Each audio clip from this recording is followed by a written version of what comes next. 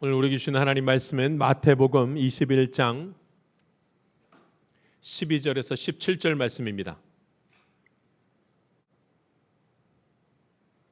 제가 봉독하겠습니다. 하나님 말씀입니다.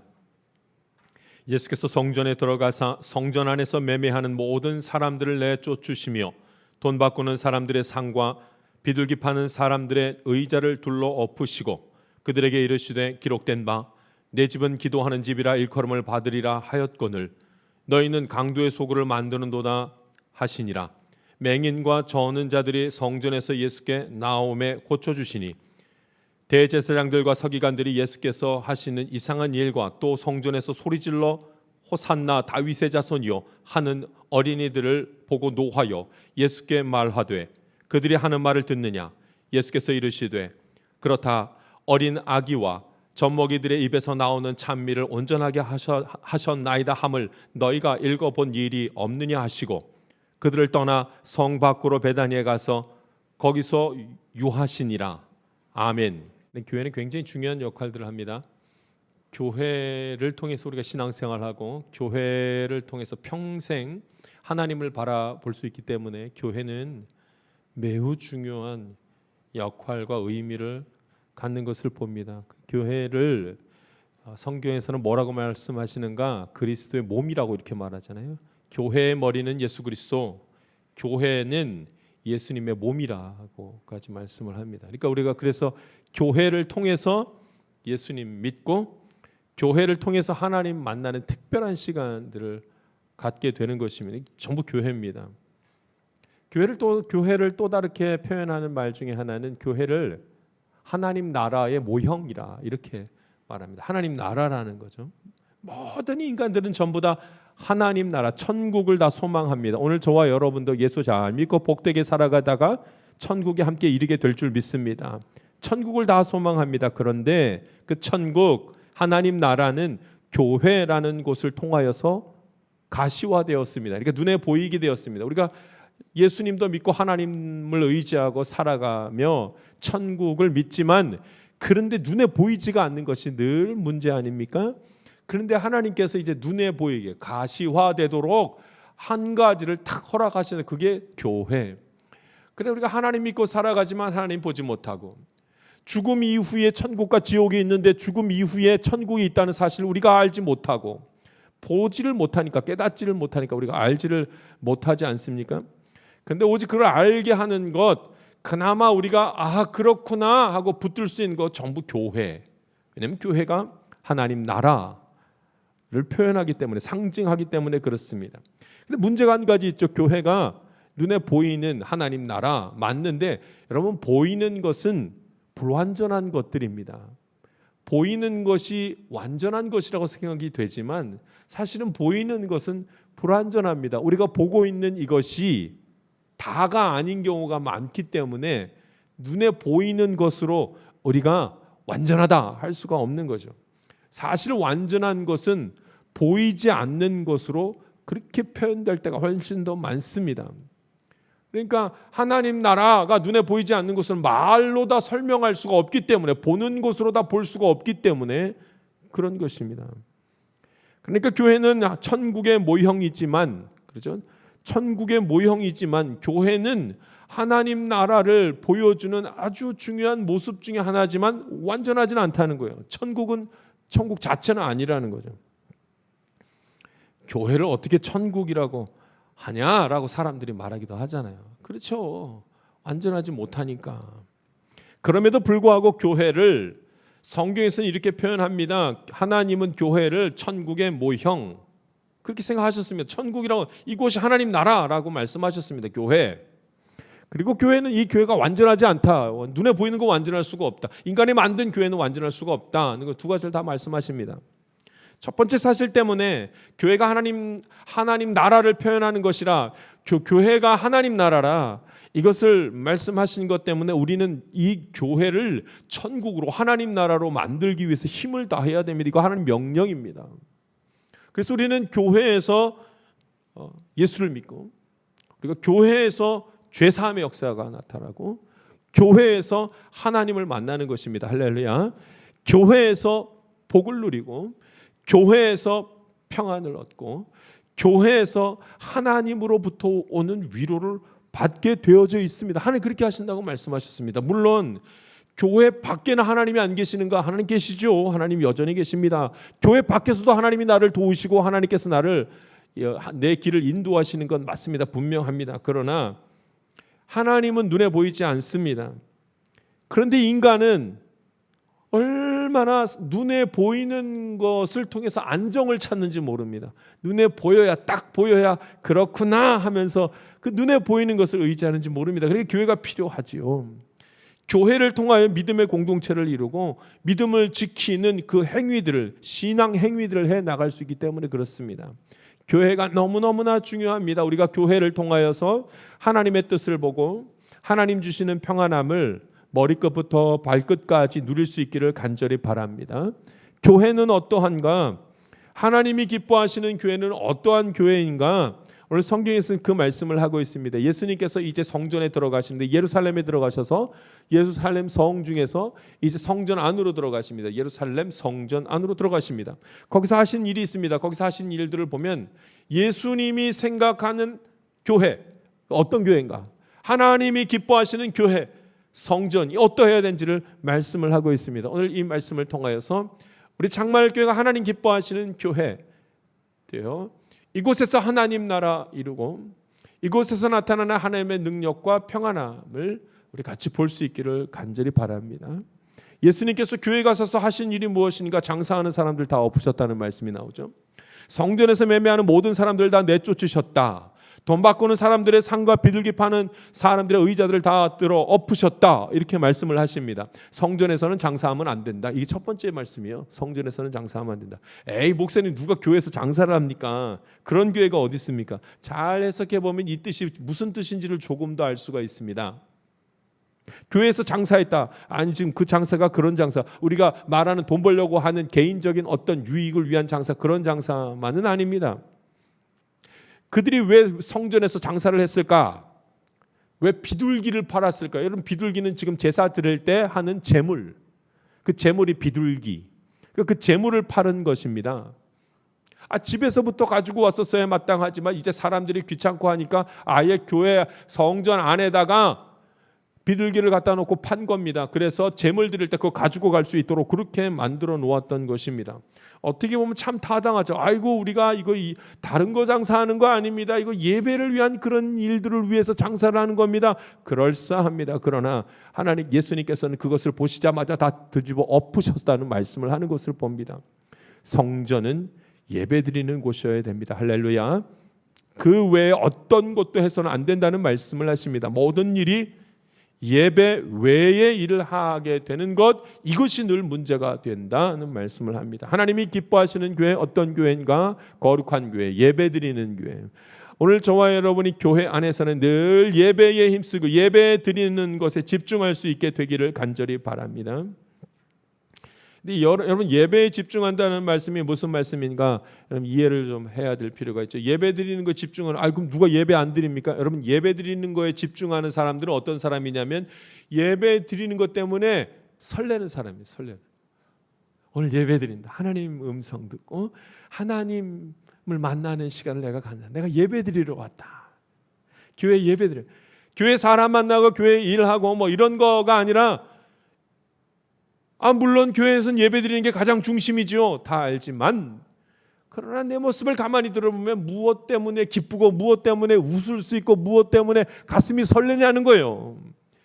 오늘 예배 드리는, 하나님이 기뻐하시는 교회는 예배 드리는 것을 온전하게 집중하는 교회, 예배 드리는 것이 설레는 사람들이 많은 교회, 그 교회가, 그 교인들이 많은 그런 교회가 하나님이 기뻐하시는 교회인 줄 믿습니다. 그런데 문제가 한 가지 있어요. 예배만 드리려고 애쓰는 교회가 문제 아닌 문제를 한 가지 가지고 있죠. 재미가 없습니다. 사람들이 모여서 예배를 드리는 게 마땅하지만 여러분, 사람들이 모이면 재미나는 게 뭐가 많거든요. 그거 해야죠. 교제를 하고 이래야 되는데 그 교제가 없는 거예요. 그냥 예배만 드리게 되는 거예요. 거기에 더 집중하게 되니까.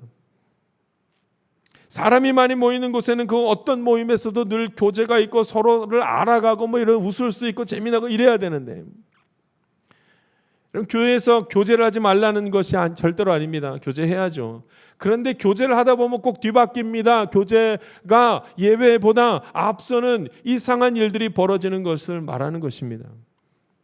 이거 하지 아니하면, 예배가 중심이 되지 아니하면 하나님을 기쁘시게 하는 예배 되지 못하고, 그 가운데 여러분 하나님이 역사하지 않으면, 그 가운데 하나님이 함께하지 않으면 어떠한 능력도 역사도 나타나질 않습니다. 그러니까 그렇게 하면 안 된다는 거죠. 초대교회 때 있었던 일입니다. 초대교회, 그러니까 교회가 새로 생겨났을 그 당시의 이야기입니다. 사도행전의 이 말씀이죠. 예수님이 십자가에 못 박혀 죽으시고 부활하신 다음에 하나님 우편으로 올라가셨습니다. 승천하셨습니다. 그 다음에 성령님께서 내려오시죠. 성령님께서 내려오셔가지고 어디로 가셨는가 봤더니 제자들이, 예수님의 12제자들이 함께 하나님 앞에 기도하고 있었는데 그 기도하는 그 자리에 임하신 겁니다. 얼마나 강력하게 임했든지 방언이 터져 나오고 아주 신비한 현상들을 많이 경험했습니다. 그리고 제자들이 이 복음의 열정을 가지고 복음 전하기 시작합니다. 복음을 전했더니 함께 모여 앉았는데 그 모인 사람들의 숫자가 얼마큼 됐는지 3,000명씩이나 앉아서 예배를 드린 거예요. 사람들이 이렇게 많이 모이니까 금방 교회가 되어버렸습니다. 그러나 여러분, 사람들이 모이니까 이제 문제가 생기기 시작합니다. 교회는 예배 드리는 곳이어야 되는데, 여러분 예배를 드려야 되는데 사람들이 많기 시작하니까 사람을 챙겨야 하는 일들이 생겨나기 시작했습니다. 구제하는 일들과 사람을 챙겨야 하는 일들이 그 안에서 생겨났습니다. 그건 당연히 해야 될 일이지만 이제 참 놀랍게도 교회 안에서 무게가 예배를 향한 마음보다 사람을 챙기는 그런 행위들로 무게가 점점 치우쳐가는 것을 봅니다. 그래서 어떻게 하는가? 제자들이 함께 모여서 이제 큰 결정을 하여서 집사를 뽑자.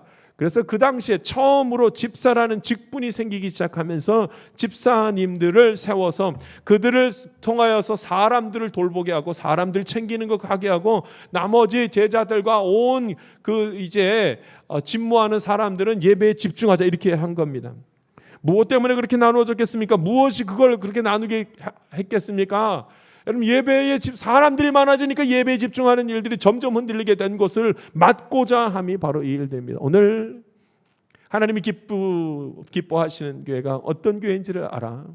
우리 함께 예배 드리는 데 마음을 전적으로 쏟아 예배 드린 다음에 하나님이 나에게 주신 말씀과 하나님이 나에게 허락하신 그 마음들을 가슴에 품고 세상을 향해 나아가며 가정 가운데 나아갈 수 있는 힘 있는 주님의 자녀들 되기를 간절히 바랍니다.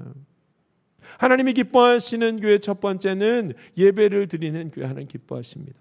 두 번째입니다. 하나님 기뻐하시는 교회 어떤 교회인가? 기도하는 교회입니다. 오늘 말씀 한번 보겠습니다. 13절 말씀 같이 읽겠습니다. 13절 말씀 같이 읽습니다. 시작. 그들에게 이르시되 기록된 바 내 집은 기도하는 집이라 일컬음을 받으리라 하였거늘 너희는 강도의 소굴을 만드는도다 하시니라. 아멘. 아주 분명하게 예수님께서는 교회가 무엇을 해야 되는지 말씀합니다. 기도하는 교회. 우리 창말교회 기도하는, 하나님이 기뻐하시는 교회 되기를 간절히 바랍니다. 아유, 목사님 기도 안 하는 교회가 어디 있습니까? 다 기도하지요. 맞습니다. 기도하지 않는 교회가 세상에 어디 있겠습니까? 교회가 아니더라도 무슨 종교든지 어떤 종교든지 신을 섬기고 있는 인간이라면 다 기도합니다. 기도는 다 합니다.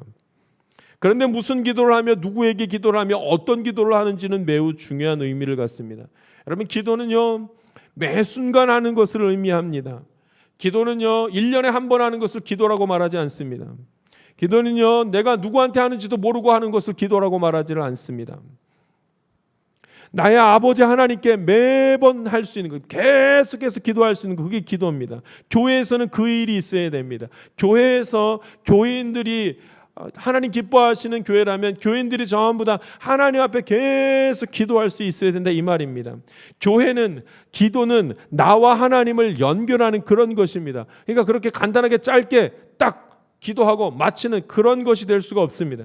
기도는 나의 소원을 바라기만 하는 그것을 가지고 기도라고 말하지 않습니다. 기도는 나와 하나님을 교통하게 하고 나와 하나님을 소통하게 하는 그것이 기도입니다. 이것이 교회에 있어야 한다는 말씀. 왜 교회는 기도하는 집이어야 하는가? 하나님의 자녀가 교회에 있고 하나님의 자녀가 교회에 있으면 그 자녀는 하나님 만나기 위해서 기도하기 때문입니다. 하나님께 기도하기 때문입니다. 예수님을 믿는 자가 하나님께 기도함으로 하나님을 만나는 자리까지 반드시 나아가는 것입니다. 그러니 교회는 하나님의 자녀들이 있고 하나님의 자녀는 기도할 수밖에 없기에 교회는 기도하는 교회이어야만 합니다. 여러분, 기도하지 않거나 기도할 줄 모르는 자는 하나님의 자녀일 수가 없습니다. 하나님을 만난 적이 없을 것입니다. 소원을 비는 기도가 아닙니다. 물론 기도 중에는 소원을 비는 간구하는 기도가 있습니다. 그러나 기도는요, 하나님 만나는 시간이 기도입니다. 나의 영이 거룩한 영을 대하는 것, 그것이 기도입니다. 이런 시간들이 오늘 우리 예배 드릴 때마다 하나님을 만나는 시간을 기도를 통해서 계속해서 이어갈 수 있기를 간절히 바랍니다. 그러니까 여러분, 기도하려면 예수님을 믿어야 하고, 여러분 기도하려면은 하나님의 말씀을 알아야지만 기도할 수가 있습니다.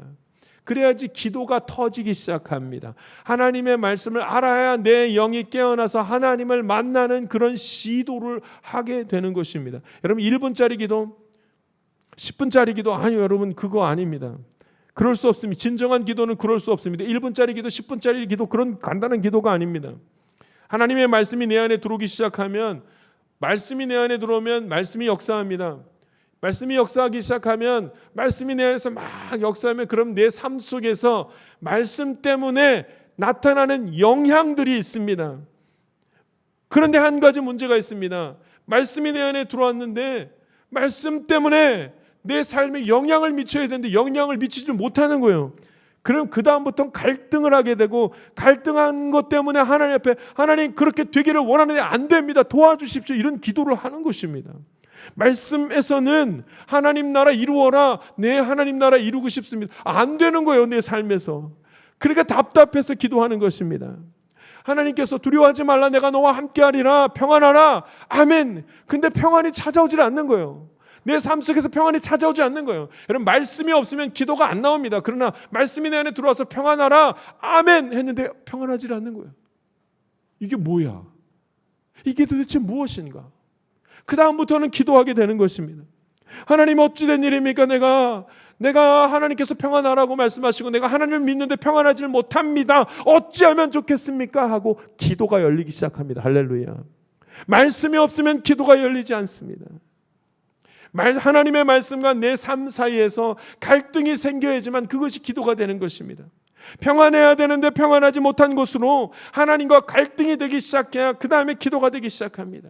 여러분, 쉽게 포기하는 사람은 믿음이 연약한 자지만 끝까지 이런 갈등을 가지고 기도하는 사람을 믿음이 성숙한 사람이라고 말합니다. 할렐루야. 이 갈등 속에서 우리는 하나님께 기도하는 것입니다. 하나님의 말씀대로 살기를 원합니다. 하나님의 말씀에 순종하기를 원합니다. 하나님 말씀을 의심하지 않기 원합니다 하면서 기도하는 것입니다. 그 가운데 하나님 나라를 이루는 것을 경험하고 그 가운데에 평안함이 임하는 것을 봅니다.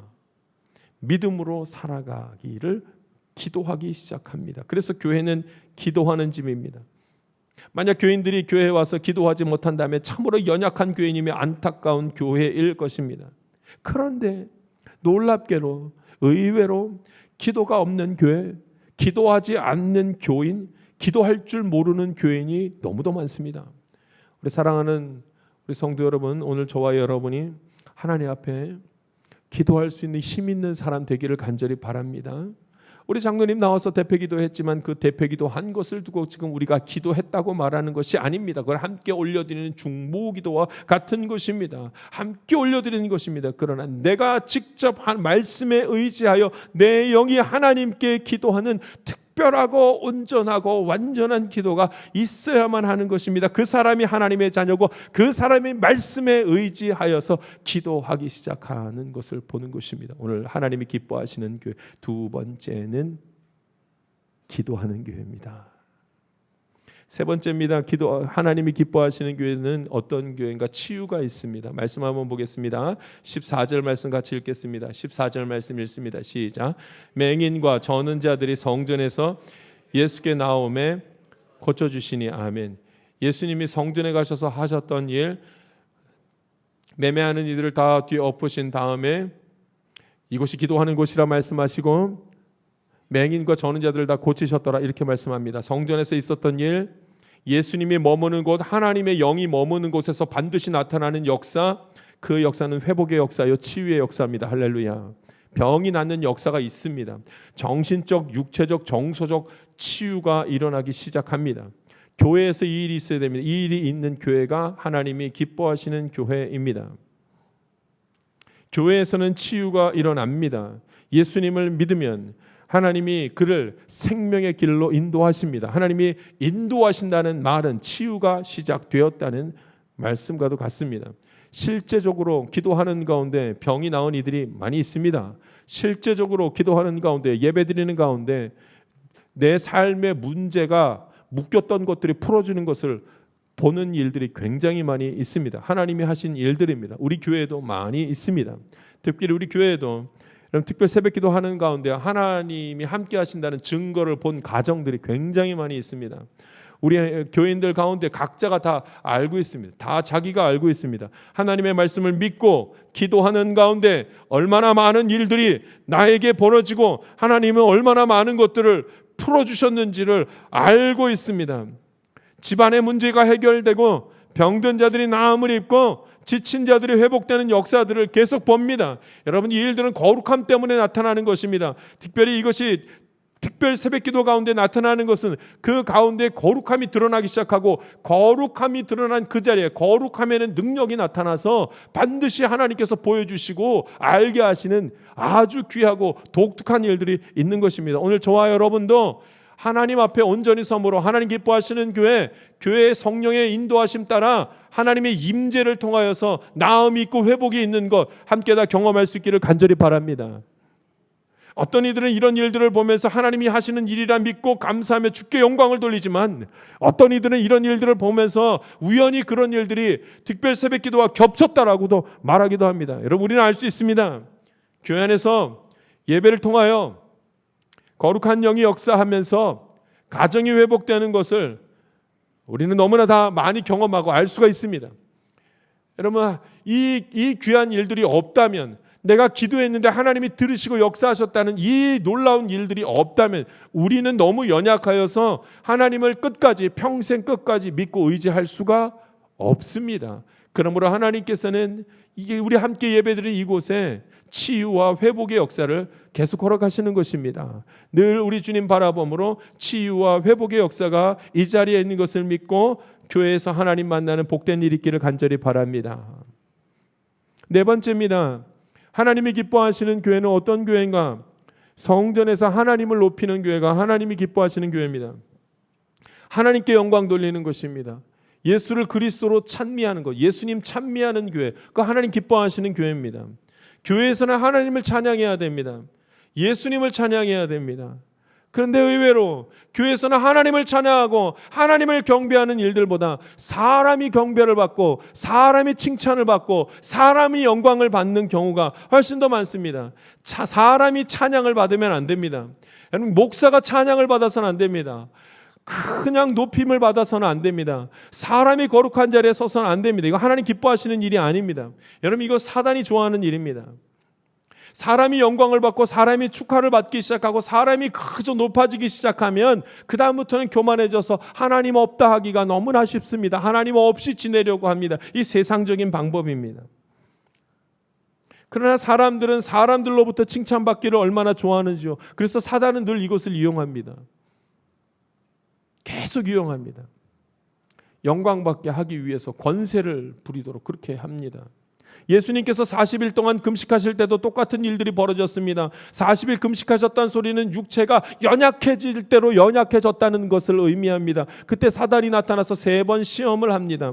그 중에 2번째 시험이 이런 시험이 있었습니다. 사단이 예수님을 저 높은 곳에다가, 높은 산에다가, 꼭대기에다가 올려놓은 다음에 천하만국과 영광을 보여주시면서 하는 말, 나에게 절하면 이 모든 것을 너에게 주겠다, 이런 유혹을 합니다. 권세에 대한 유혹을 합니다. 여러분, 인간이 얼마나 권세에 대한 유혹이 많은지, 높아지는 것을 좋아하고 그 유혹에 빠지기가 쉬운지, 높아지기만 하면 그러면 그렇게 마음의 평안을 느끼고 그렇게 좋아하고 안정을 찾는지, 사단은요, 이 예수님을 흔들 때에도 인간의 연약함을 가지고 있는 그 대표적인 것 중에 하나, 그거를 건드립니다. 영광 받으라는 거죠. 권세를 가지라는, 세상 권세를 네가 가져보라는 겁니다. 그것으로 유혹하는 것을 봅니다. 여러분, 하나님이 기뻐하시는 교회는 사람이 영광을 받는 교회가 아니라 하나님이 영광을 받는 교회인 줄 믿습니다. 할렐루야. 오늘 저와 여러분이 하나님께 영광을 돌리고 예수님이 나의 구원자이심을, 예수님이 나를 구원하셨음을 찬미하는 축복의 사람들, 현명하고 믿음의 사람들, 지혜로운 사람들 되기를 간절히 바랍니다. 오늘 성경에 보니까 누가 예수님을 그렇게 찬미했는가? 예수님의 기이한 일들을 보고 누가 그렇게 예수님을 찬미했는가? 어린아이들이 예수님을 찬미한 것을 봅니다. 여러분, 이 어린아이들이 예수님을 찬미한 것이 무슨 의미인지를 잘 보아야 합니다. 어린아이 눈에만 예수님이 위대하게 보이고 어른들의 눈에는 예수님이 위대하게 보이지 않았다는 의미일까요? 그들만 보았다는 이야기일까요? 여러분, 순수하지 못하면 하나님 찬양할 수가 없습니다. 하나님 높임을 받으십시오. 이거 순수하지 않으면 할 수가 없습니다. 순수하지 않으면 하나님께 영광 돌리는 일을 잘 할 수가 없습니다. 왜냐하면 하나님께서 하신 것 같지가 않아서 그렇게 하지를 못합니다. 때로는 저 사람이 이 일들을 한 거야. 때로는 이 환경이 우리를 이렇게 만들어준 거야. 여러분, 이렇게 말하면서 이것이 하나님께서 하신 것입니다, 하나님 영광 받으시옵소서, 이 말을 하지를 못하는 것입니다. 어린아이와 같이 순수하고 정직한 마음으로 하나님을 찬양하고 예수님이 나를 구원하시고 내 인생을 책임져 주실 분이 예수님 한 분밖에 없습니다라는 신앙의 고백과 찬양을 올리기가 굉장히 어렵다는 말씀입니다. 여러분, 내게 주어진 지난날의 여러 가지 경험과 상황들 때문에 하나님께 영광을 돌리는 것을 주저하거나 의심하지 아니하고 매 순간 하나님이 주시는 은혜로 말미암아 이 모든 것이 하나님께서 하신 일입니다, 두 손 들고 나아가 하나님을 찬양하는 시간 우리 교회에서 갖기를 간절히 바랍니다. 우리 초대교회에 있었던 일입니다. 베드로가 복음 전하다가 옥에 갇혔습니다. 그 당시에는 로마가 압제하고 있었던 그때이기 때문에 복음을 그렇게 쉽게 전할 수 있지를 못했습니다. 베드로가 복음 전하다가 옥에 갇혀버렸습니다. 그래서 교인들이 베드로를 위해서 함께 모여서 기도를 하기 시작합니다. 베드로가 천사의 도움으로 어느 날 옥에서 나와 기도하는 교인들이 모인 그 집으로 갑니다. 베드로가 문을 두들깁니다. 계속 문을 두들깁니다. 그랬더니 그 집 안에서 어린아이 하나가, 여자 어린아이 로데라는 어린아이 하나가 그 소리를 듣고 막 달려나갑니다. 그래서 문 앞에 서서 가만히 봤더니 그 똑똑똑똑똑 하는 소리가 들리기 시작합니다.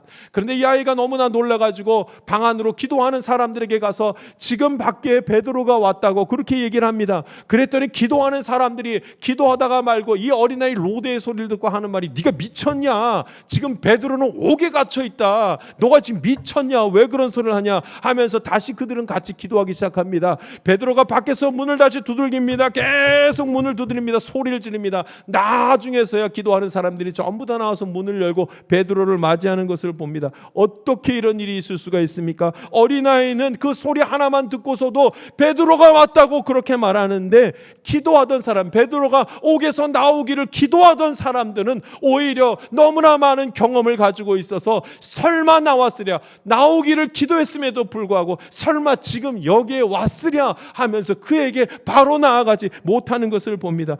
누가 하나님을 찬양할 수 있겠습니까? 누가 예수님이 나의 구원자라고, 내 인생을 책임지시는 분이라고 말할 수가 있겠습니까? 우리는 입으로는 주님이 나를 책임지십니다, 하나님 영광 받으시옵소서 말하지만 주어진 일들을 바라보면 이것은 이 사람 때문에, 이것은 이 일들 때문에 된 것이라 하면서 하나님을 찬양하는 것이 아니라 세상을 더 의지하게 되지 않느냐는 말입니다. 그래서 이 오늘 성전에서는 누가 예수님을 찬양하는가 봤더니 어린아이들과 젖먹이들이 예수님을 찬양하는 것을 보게 됩니다. 교회는 사람이 영광을 받는 곳이 아니라 하나님이 영광을 받는 곳인 줄 믿습니다. 지난 성탄절 때 우리 교회는 온 교우들과 함께 하나님을 찬양하는 그 성탄 감사 예배를 같이 올려드렸습니다. 근데 제가 시간이 지나면 지날수록 드는 마음에 드는 생각, 목회하면 할수록 드는 생각, 도대체 누구는 앉아있고 누구는 찬양을 한단 말입니까? 예수님이 오심을 찬양할 때는, 하나님을 높일 때는 우리 모두가 다 하나님을 찬양해야 되지 않겠습니까? 어찌 이것이 발표회가 될 수가 있겠습니까?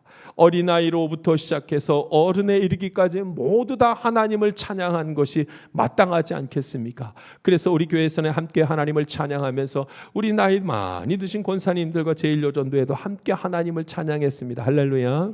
하나님께 영광. 누가 앉아서 찬양을 받겠습니까? 찬양 받으실 분은 하나님밖에 없는 줄 믿습니다. 우리 교회는 특세가 특별 새벽기도 하면 특송을 합니다. 첫째 주는 각 기관들 중직자들이 나와서 하나님 앞에 다짐하며 결단하며 찬양을 합니다. 그러나 둘째 주에는 찬양하고 싶은 사람이 나와서 특송을 하도록 그렇게 했습니다.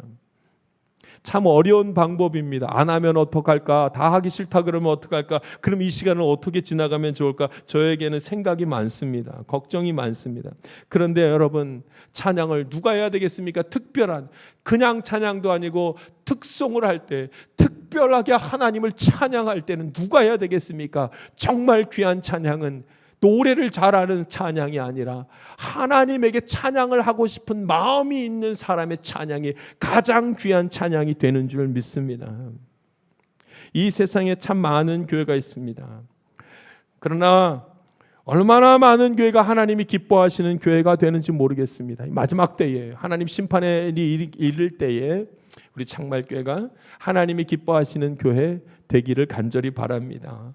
하나님께 예배드리는 것이 중심, 늘 기도하는 교회, 회복이 있고 치유가 있는 교회, 하나님께 영광 돌리는 교회, 이 교회가 창말교회, 하나님이 원하시는 교회 되는 줄 믿습니다. 마지막 때에 하나님은 늘 성경에서 교회의 모습을 통하여서 이 시대의 상황을 반영하는 것을 봅니다. 교회가 강건하고 거룩하고 풍성케 될 때는 하나님이 이 시대를 축복하고 있는 것을 봅니다. 그러나 교회가 흔들흔들하며 세상에서 핍박받고 세상 가운데에서 무시당하고 멸시당하게 될 때에는 이 시대가 하나님에게서부터 하나님의 영광이 떠나가는 것을 보게 됩니다.